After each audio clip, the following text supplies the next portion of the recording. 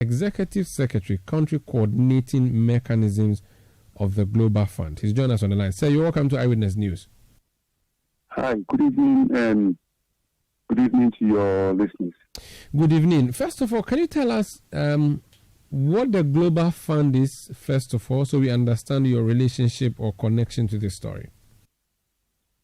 All right, thank you very much. So the Global Fund is an organization that was founded in 2002 by the UN to oversee the disbursement of grants to countries to fight against TB, HIV, and malaria.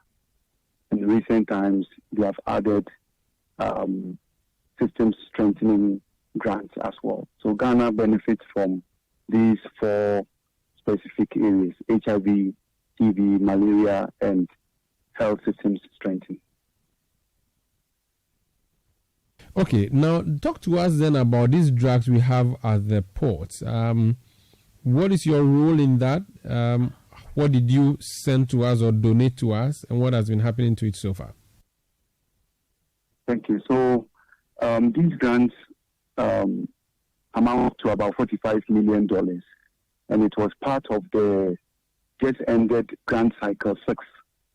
It ended on December 31st of 2023. And these commodities began arriving in countries since May of last year. And in it, as I said, the diseases are the three main diseases that the work of the Global Fund centers around. So the commodities were basically for these three: TB, HIV, and malaria. And it's unusual that after close to 22 years of engaging with the Global Fund, this incidence of the commodities getting stuck at the port because they were not cleared on time. And as you know, we are still looking forward to clear the rest of the commodities from the port.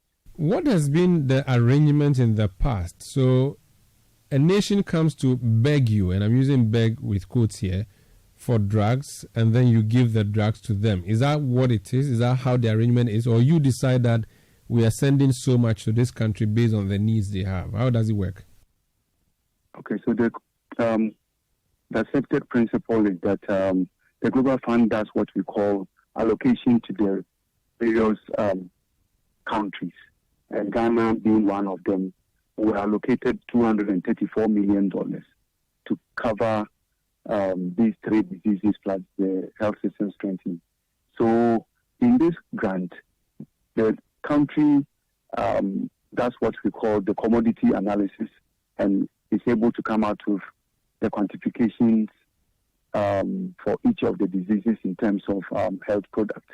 And so this wasn't something that was dumped on the country. It wasn't also because we begged for it, but it was something that is part of the grant. You cannot fight TB, HIV without drugs and other commodities. And so the national quantification estimated a certain quantum of drugs and health product that is needed. And part of that was the $45 million procurement, which we are talking about here. And there are 182 containers. Initially, there were over 400 and the exact number was around 435 containers. And clearance began somewhere January, and they were trickling in until somewhere in April when the CSOs staged the press conference and embarked on several advocacies, and actual mass clearance began. Of course, the 435 has come down to about 184. And just recently we are told that 64 has also been taken out. And so we are looking around 120 containers stacked at the port at the moment. And these drugs are given to Ghana for free, correct? Yes, they are part of the grant. They are not loans, they are not bilateral loans or whatever. These are grants. So our only obligation as a state is to go collect it from the port, correct? Right. What seems to be the stumbling block then? Do you know? Okay, so the normal process has been that once the commodities arrive, taxes are waived, and then the clearance is done. In this case, we're told that some of the taxes were still pending. They were unable to waive them on time, and so these commodities began gathering demurrage costs and other third-party charges, which was so huge. And the state, I would say, found it very difficult to get it out in time. So all we need now is for the head of the Ghana Revenue Authority, the Commissioner General, to write and say these containers are exempt from tax, let them come through the country, and then it will be implemented. That's all that we need now, correct? Normally that is what happens. But that engagement did not happen in time. And so the port and the clearing agents continue to hold those things. But we have passed that stage now. The tax waivers have been given. And so what is left now is the port handling charges, network charges, inspection, and other fees and levies that are being slapped on the containers at the port. But in terms of the taxes, I would say that they have been waived. They have been waived. So if the government is able to pay for these third-party charges, that will be all.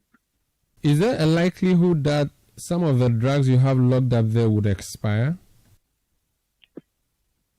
At the moment, we have TB drugs and malaria drugs as well as ITMs in there.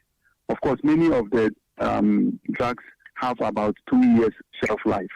And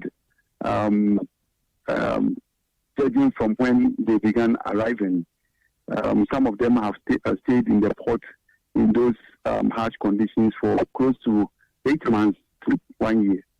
And the potency of such drugs, left at the mercy of the weather cannot be guaranteed. And so, though they are not expired, the more they keep being kept in the containers at the port,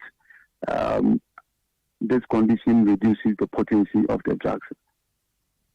Sad. Thank you for speaking to us. Welcome, sir.